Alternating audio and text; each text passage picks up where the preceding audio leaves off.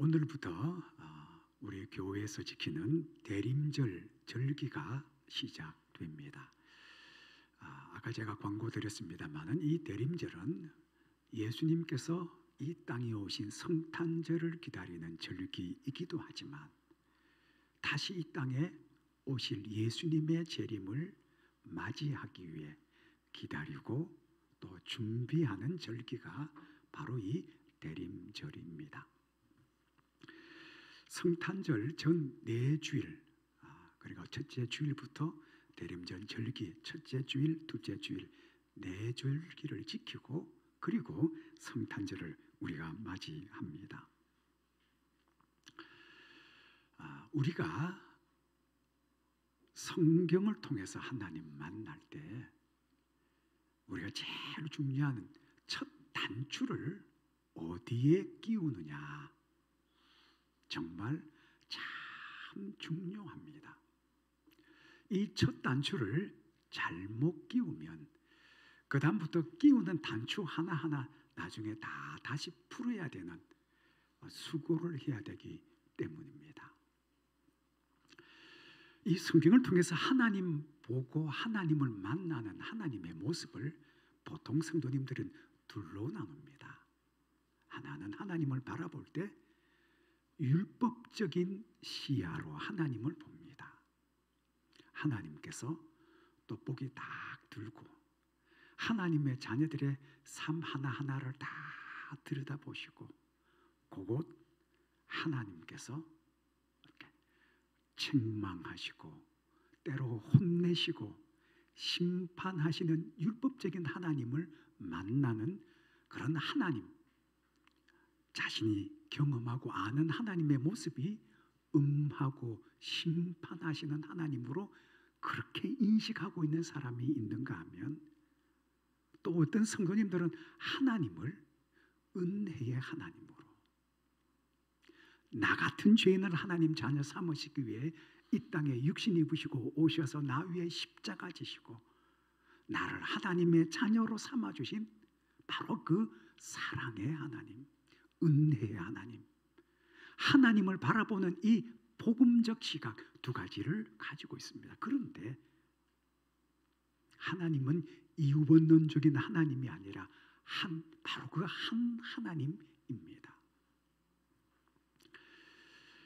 여러분, 우리 부모님 자녀들 이렇게 키울 때 보면 여러분 아까 라윤이 봤죠? 그냥 보기만 해도 참 행복합니다. 얼마나 이쁜지 몰라요. 지극정성과 사랑으로 이 생명을 사랑으로 잘 보듬어 키우고 양육합니다. 여러분 아시잖아요. 이 자녀들이 점점 자라다 보면 뭐해요? 거짓말도 합니다. 그러면 부모님들 이 자녀들이 거짓말하고 나쁜 길로 걸어갈 때 그냥 가만 내비두는 부모 아무도 없어요. 나중에 보면 거짓말하면 부모가 자녀를 딱 앉혀놓고 조곤조곤 뭐가 잘못됐는지 가르칩니다. 훈육합니다. 때로는 책망도 하고 때로는 혼내기도 해요. 근데 자녀들이 부모님을 어떻게 받아들이냐면 자기 잘못한 거 깨닫지 못하고 책망도 하고 혼내는 그 부모의 모습 통해서 그 부모를 어떤 부모로 인식하느냐, 음한 부모님, 가까이 하기 먼 당신처럼 이렇게 인식하고 있다면 잘못 알고 있는 거죠. 여러분, 두 부모의 모습이 한 분이세요. 마찬가지로 여러분, 우리가 믿는 하나님, 그 하나님을 어떤 하나님으로 우리가 인식하고 기억하느냐 참 중요합니다. 제가 여러분 설교 때마다 이 말씀 자주 합니다. 예레미야 29장 11절 말씀 이제 기억하시죠? 여호와의 말씀이니라. 너희를 향한 나의 생각을 내가 아나니 평안이요 재앙이 아니니라. 너희에게 미래와 희망을 주는 것이니라. 근데 여러분, 이 말씀, 하나님의 백성들에게 주신 이 말씀의 배경을 보면 좀 더 이 말씀의 의미를 깊이 이해할 수 있어요. 하나님께서 하나님의 백성들에게 늘 옳은 길을 갈 수 있도록 하나님이 공급해 주시는 은혜와 축복, 하나님의 긍휼을 덧입을 수 있는 이 말씀을 주시는데, 이 하나님의 백성들이 그 하나님 섬기지 않고 우상 섬깁니다. 심지어 하나님께서 선지자 통해서 너희들이 이 길을 가면 망하게 될 것이다, 패망하게 될 것이다, 그래서 이 말씀의 길을 쫓아라, 그러면 너희들이 평안할 것이다 라고 말씀을 하심에도 불구하고 그 말씀을 전하는 선지자들을 돌로 쳐서 죽이기까지 하고 그들 눈으로 보이는 세상의 힘과 권력 쫓아가다가 나라가 망한 거예요. 영원할 것 같은 이 예루살렘이 무너지고 돌 위에 돌 하나 남지 않고 영원히 하나님 앞에 예배할 것 같았던 그 예루살렘 성전이 다 불타고 바벨론의 군사들의 철퇴에 철저히 깨어지는 것을 눈으로 목도했습니다. 심지어 어린 귀한 생명들을 바벨론 군사들이 맷돌에 쳐서 처참하게 죽여서 이 예루살렘이 피가 내가 되어 흘러가는 그런 참혹한 멸망의 순간을 맞습니다. 그렇게 예루살렘이 다 패망하고 백성들이 먼 바벨론 땅의 포로로 끌려가서 수로 공사했다고 고된 노동 속에 있는 그들을 향해 주시는 하나님의 말씀이 바로 이 말씀이에요. 너희를 향한 나의 생각을 내가 아나니 평안이요 재앙이 아니니라. 너희에게 미래와 희망 주는 이것이 너희를 향한 내 생각이고 계획이고 섭리고 뜻이다. 여러분, 하나님의 백성들이 격기를 갈 때 그냥 내두시는 하나님이 아니라 책망도 하시고 때로는 혼을 내시는 바로 그런 하나님이십니다.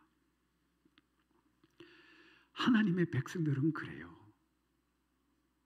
하나님의 백성들은 세상말로 표현하자면 하나님 말씀대로 따르고 쫓아갈 때 잘 되게 돼 있는 것이 하나님의 백성들의 팔자예요.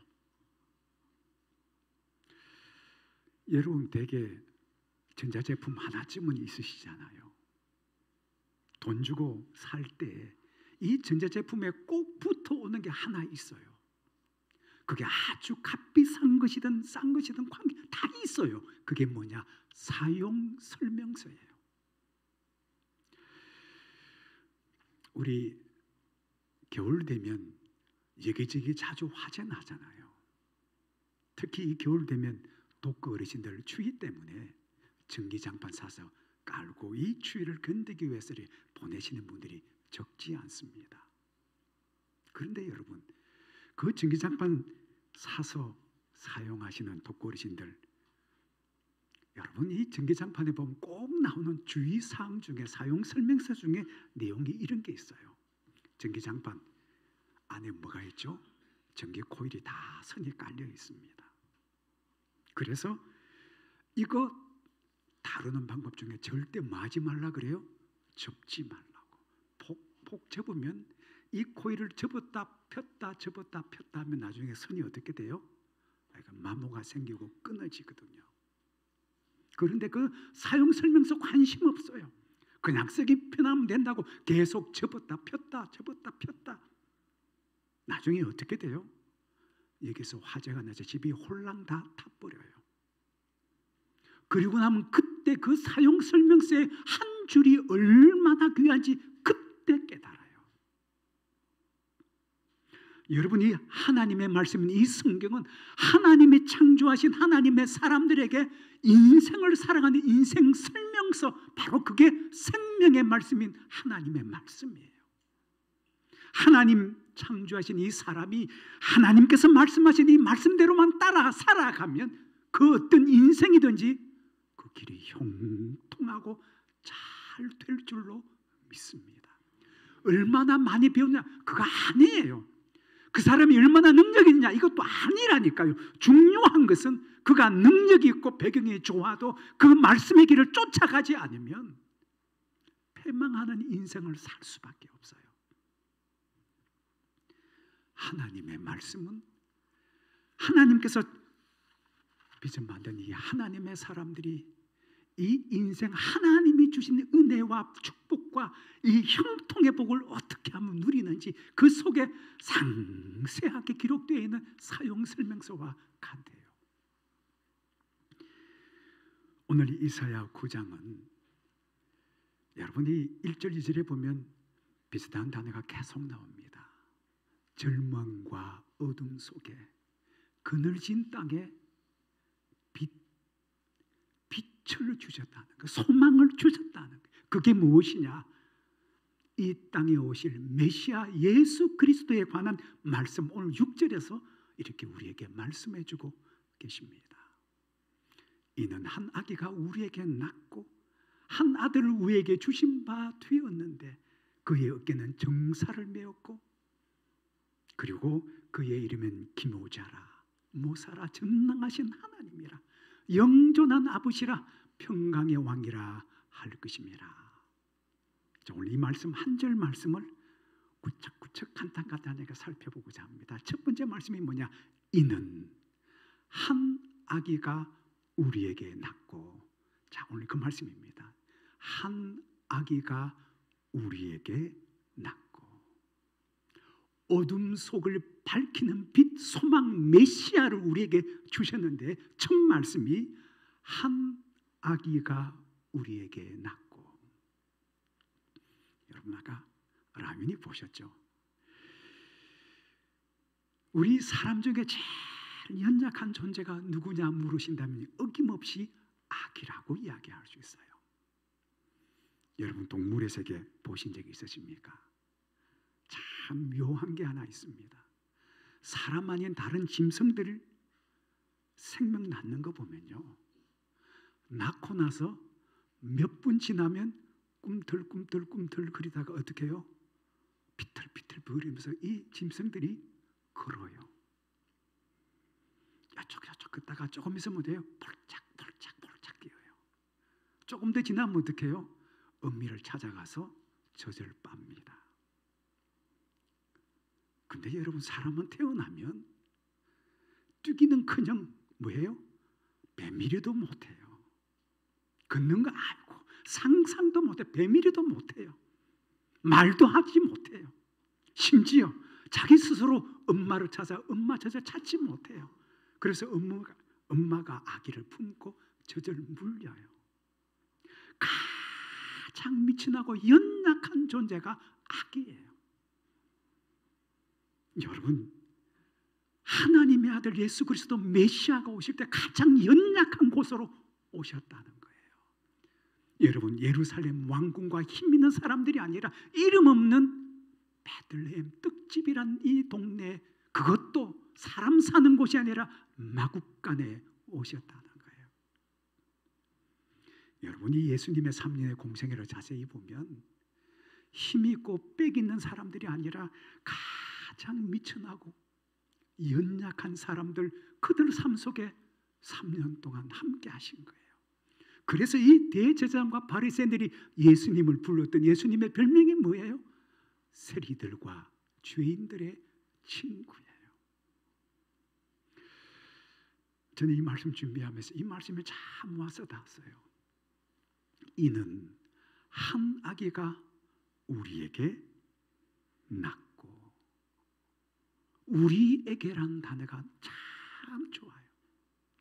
연약한 우리에게, 그 하늘 아버지 그분께서 주신 이 메시아가 우리에게 낳았다는 사실입니다.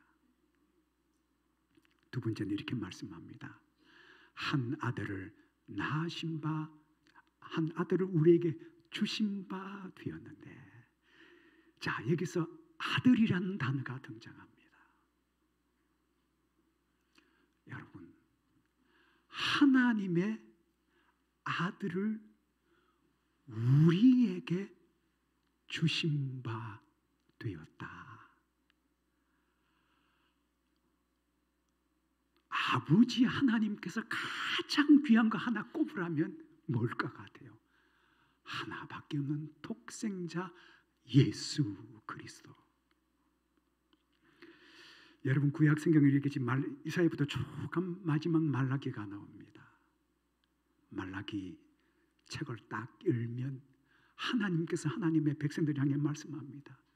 내가 너희들을 사랑하였노라. 그러나 너희는 이르기를 하나님이 우리를 어찌 사랑하였나이까 하는도다. 하나님께서는 하나님의 백성들에게 내가 너희를 사랑한다 했는데 이 하나님의 백성들이 하나님을 향해 말하기를 하나님이 어찌 우리에게 사랑하셨나이까. 그런 백성들의 모습이 바로 이 말라기 마지막의 모습이에요.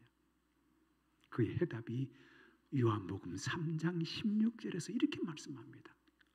하나님이 세상을 이처럼 사랑하사 독생자를 주셨다.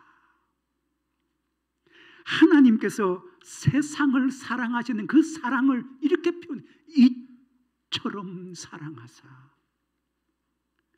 하나님이 사랑하는 사랑의 끝판왕이 뭐냐면 하나밖에 없는 독생자 예수 그리스도를 주셨다는 사실입니다. 이것이 얼마나 큰지 로마서 8장 32절은 이렇게 기록하고 있습니다. 자기 아들을 아끼지 아니하시고 내어주시니까 자기 아들을 아껴야 될 자기 하나밖에 없는 독생자 예수 그리스도를 자기 아들을 아끼지 아니하시고 내어주시니까 어찌 그 아들과 함께 모든 것을 우리에게 주시지 않겠느냐. 하나님께서 줄 수 없는 하나밖에 없는 자기 아들을 주셨는데 그렇다면 우리가 주님께 구하고 찾는 이 많은 기도의 제목들을 어찌하여 응답하지 않으시겠느냐 이 말씀입니다. 한 아들을 우리에게 주신 바 되었다. 그리고 그의 어깨는 정사 통치권을 가지셨다는 거예요. 그분의 이름이 뭐냐? 그 다음에 이렇게 기록합니다. 그의 이름은 기묘자요 모사라.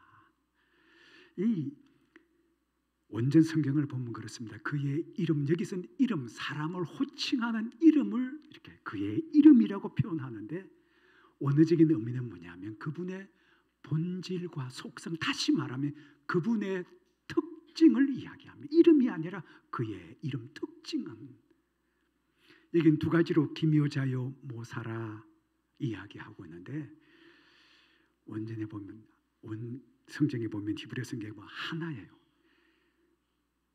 모사의 기묘자라. 네, 모사를 가진 기묘자라. 모사란 말은 어떤 말입니까? 지혜로 어떤 문제를 잘 해결하는 것. 기묘자는 문자 그대로 기하고 묘한 우리의 경험과 이성으로 이해할 수 없는 놀라운 일을 행하시는 기이한 주님. 하나님의 백성들이 안고 있는 문제와 고통과 아픔과 상처들을 어루만지시고 그것을 해결하시는데 하나님의 방법이 신묘막측하신 그런 하나님이시라는 거예요. 하나님은 모사의 기묘자라. 주님께서 지혜를 가지시고 하나님의 백성들의 문제를 해결하시는데 사람의 생각과 경험들을 뛰어넘는 기묘자라.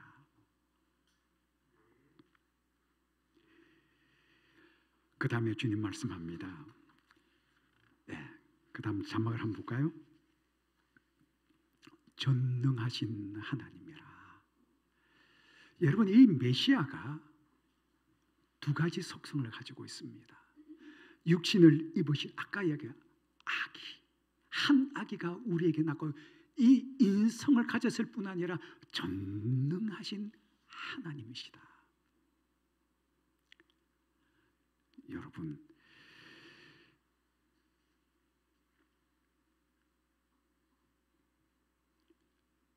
예수 그리스도는 전능하신 하나님이십니다. 여러분 그거 아십니까? 우리 인생 살다 보면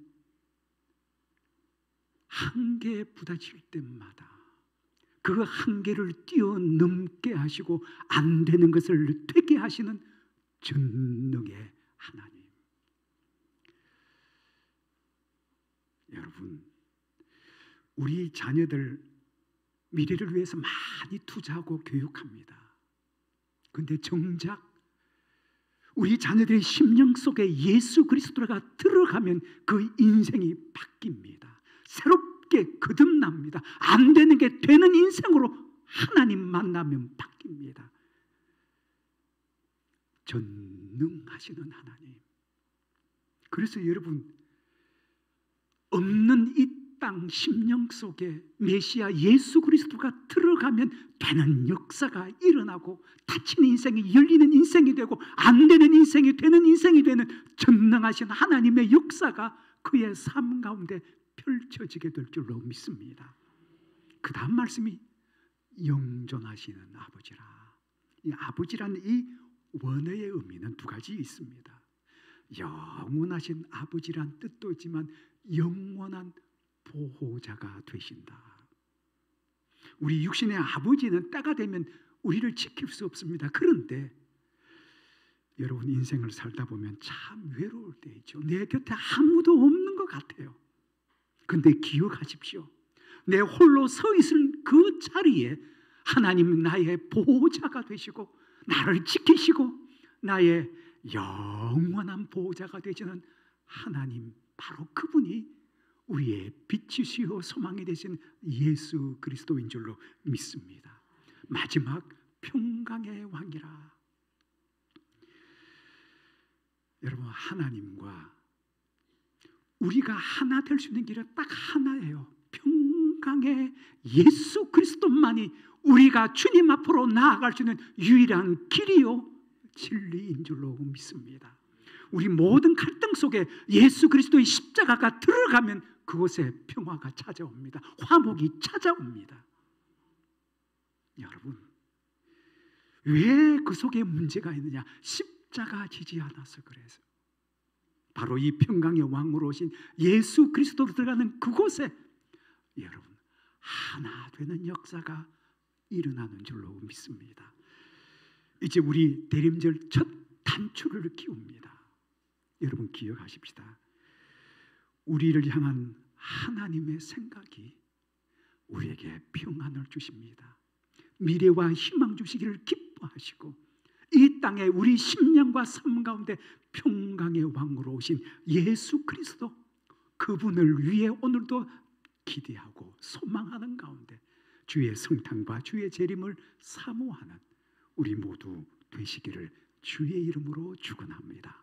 함께 기도하십시다. 참 좋으신 하나님 아버지, 오늘도 광야와 같은 세상 속에서 고달프고 힘든 삶을 살아가는 하나님의 자녀들을 하나님 굽어 보시옵소서. 절망과 어둠과 고달픈 삶 가운데 하나님 우리에게 빛으로 소망으로 오늘도 우리의 삶, 우리를 향해 주님 말씀합니다.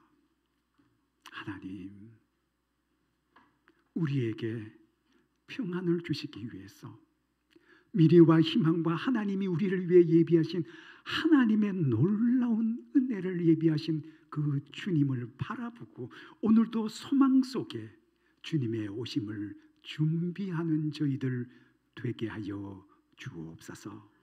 예수님의 이름으로 기도하옵나이다. 아멘.